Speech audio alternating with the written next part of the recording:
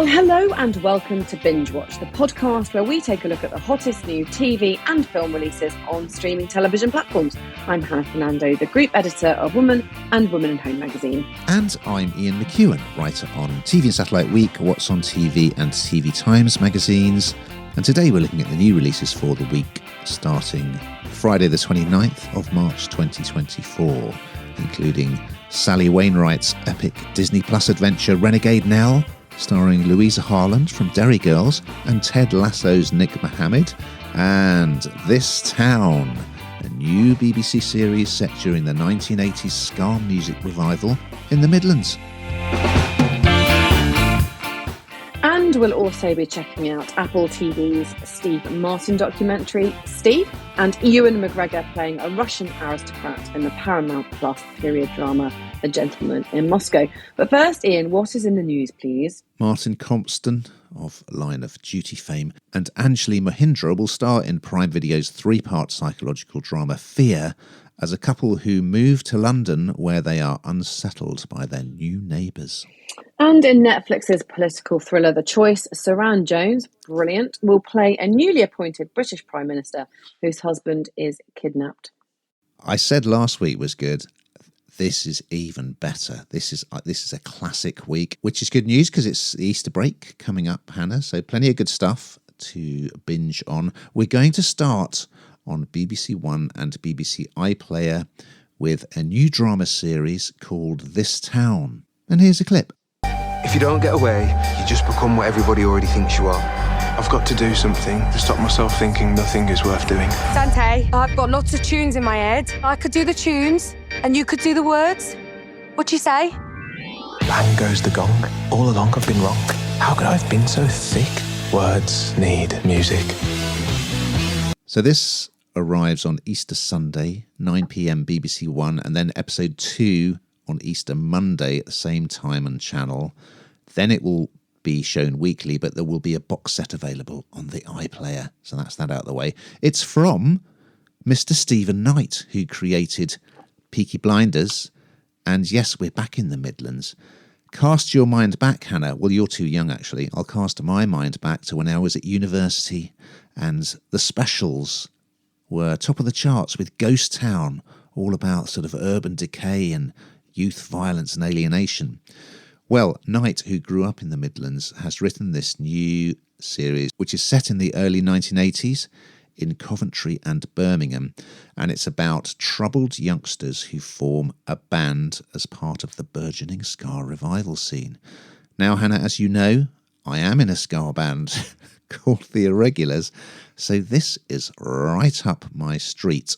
There's a lot of up-and-coming talent playing the youngsters who get the band together, but you've also got Michelle Dockery playing an alcoholic mother. You've got David Dawson playing a gangster, and you've got Geraldine James playing a matriarch. So really, at the heart of it, these two young lads, Dante, played by Levi Brown, he's kind of a dreamer, he writes poetry, so he will sort of become the lyric writer for the band. And then his cousin, Barden, has an Irish father who wants to sort of recruit him to the Republican cause. So this is all during the IRA bombing campaign on mainland Britain. And Dante's brother is a soldier serving in Belfast, but he comes back home and there's a whole plot line involving him. So, as you would imagine, the soundtrack is fantastic. Classic tracks and also reworkings of classic tracks by contemporary acts. Young cast, very good. There's kind of quite a lot of quite poetic dialogue, which doesn't always quite work, but these are very likeable characters. You're going to get invested in them. The social history of the piece is superb. It does take quite a long time for the band to get together. But this was right up my street and I absolutely loved it. What did you think? Yeah, I completely agree. I really enjoyed it. At first, I kind of thought, this is a bit sort of stereotypical of the usual story of a band getting together. And as you say, there's the dreamer and then there's this one and that one and everyone's quite stereotyped. But it knocks on that door, but it's so good that doesn't matter almost, because there's the backstory here. It's kind of the whole kind of, as you say, the kind of social, the kind of history behind it all. And if you like music, it's great too, isn't it? Because it kind of, I don't know, you feel like you're on a journey with them, and it doesn't take long to get into. It doesn't take long to get invested in the individual characters and kind of understand, you know, their ways and what they do and don't like, and their kind of want to break free from the regular kind of family and life restrictions that we all have put upon us. So I think it just shows that, again, puts art into the limelight as being something that where people, you know, who find it difficult to express themselves can. So really enjoyed it. We're going to move across to Disney Plus for a new fantasy drama series arriving on Good Friday. It's called Renegade Nell, and here's a clip. No mortal will touch her. So we must entrap her. You're going to die, Nellie Jackson. Yeah, well, I was never going to die in bed. Oh, good God. Yeah, so I kind of wasn't sure what to expect with this. But so this is the first season. Obviously, there's 8 episodes. I've seen the first episode, and Louisa Harland, as you say, she plays the main part, and she was in Derry Girls, and she plays the part of this she has supernatural powers. So first of all, I'm thinking, oh, this isn't really for me, but actually this is just a little bit different, and I quite like it. And there are places where it's just a bit laughable and a bit ridiculous, but that's also okay. So she's a fearless outlaw. She's upset someone in her village. This is set in the 18th century in England, and she has these supernatural powers that mean that she can fight, and she can sort of take on anyone without anyone actually hurting her.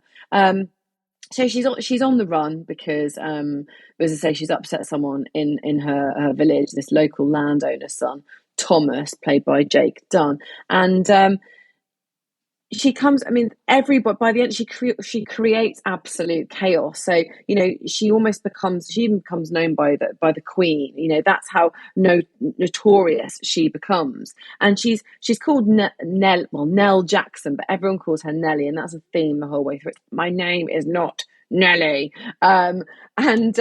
she's been framed for something that she didn't do, which is why she has this enemy. And so she just has to run away. But everyone that comes in her path, she managed to use these sort of supernatural powers to kind of see them off. So it's a real kind of tale of, I suppose, woman power and the fact that she can do anything she wants. But I think she plays it really well because she's, I don't know, she's sort of this almost fairy tale like character, but she's invincible and hard. It's kind of two worlds colliding, I suppose, because she's not dressed brilliantly well. She's grubby. She's on the streets, really living on the streets, trying to run away. And I don't know. I felt like it sort of worked somehow in a way that I didn't think it would at the very beginning. I just thought, oh no, it's just another person with supernatural powers, and guess what? They can see everybody off. But she didn't, and she's got this brilliant Cockney accent she had to learn because, of course, she's from Derry Girls. You'll know she's Dublin born. She has an Irish accent, and she just brings. I don't know. She just brings a lot of fun to this. I think because it's centered around her, she does bring a lot of fun to it, and it's a good romp. I really did like what I've seen so far. How about you, Ian? Well, you wait ages for a show about highwaymen and women to come along, and suddenly we get 2 on the trot. So we had Noel Fielding playing Dick Turpin over on Apple TV. Now we've got this one, which is, of course, from Sally Wainwright, writer of the brilliant Happy Valley and Gentleman Jack, so showing her great versatility here. Those Derry Girls, they're doing quite well, aren't they? So Louisa Harland is the latest to be headlining, and she's great in this, really good. So you've got some big names in here. You've got Craig Parkinson from Line of Duty. You've got Nick Mohammed from Ted Lasso. He's sort of playing this, I don't know, he's almost like a sort of Jiminy Cricket or Tinkerbell character. He's a little sprite who appears and gives Nell her superpower. Adrian Lester is playing a baddie. You've got Joely Richardson playing a newspaper magnate. So it's such an unusual show because, yes, it is a rollicking period drama, but with this sort of supernatural fantasy element. But it works, and I got to say, I'm particularly impressed by Harlan's performance. And we were lucky enough, Bingewatch were lucky enough to have a little chat with Louisa and Nick about the show, more of which to come later. Like you, I wasn't particularly thinking this would be my kind of thing, but I really, really enjoyed it. It looks great, and good to see so many British stars in a Disney Plus show.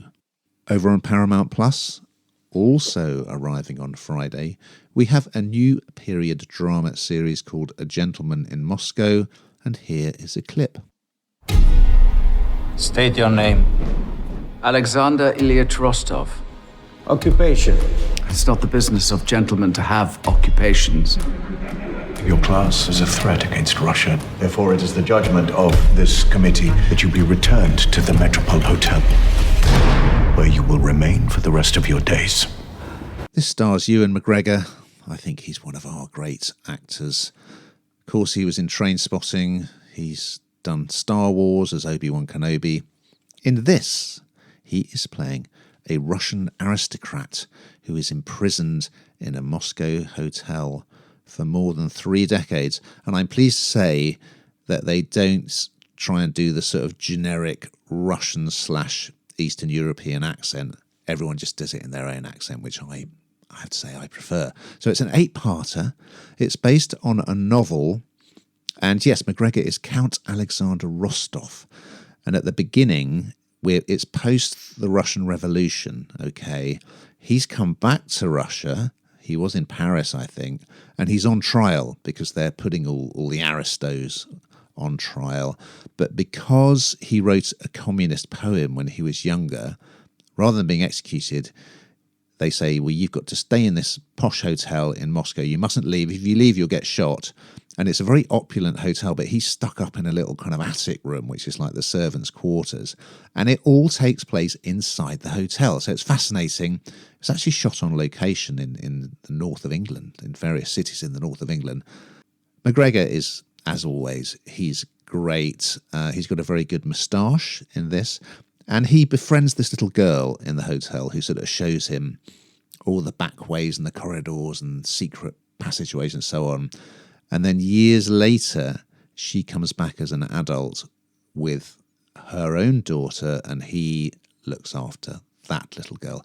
So, yeah, it's I think it's really nicely done. It's sort of like all these aristocrats who have, well, they haven't exactly fallen on hard times, but the revolution has happened and the communists are keeping them all in the hotel so they can sort of keep an eye on them. So it's all sort of faded nobility, if you like, distressed gentlefolk. So I really enjoyed it, and I always love seeing Ewan McGregor. He's just a class act. And his wife, Mary Elizabeth Winstead, is also in it, playing a famous film star, Anna Urbanova. Hannah, is this one for you? Yeah, I like Ewan McGregor. If you know he's in it, you know it's going to be good, because you say he's stellar, isn't he? He just knows exactly what he's doing. I thought what was interesting here is that the set was actually shot on a Manchester soundstage. So it had 19th century buildings in Leeds, Bolton, Halifax, all used for different scenes. So I thought that was quite interesting, because you wouldn't necessarily know that when you're watching it. I think it's really well done. I think it's something that I always go back to this, of whether you can kind of get on and do something else while you're watching it. I think you want to sit back and watch this properly, because it's quite hard hitting in places, and it's interesting, and you don't want to miss sections of it, do you? You need to know every part of it for it to sort of piece together. But as I say, anything with Ewan McGregor in has got to be worth a watch, hasn't it? We're going to finish on Apple TV with a 2-part documentary arriving on Friday the 29th of March. It's called Steve! And here is a clip. And if you bought my album and you came down here expecting me to do a lot of routines from the record and I didn't do them, well, excuse me!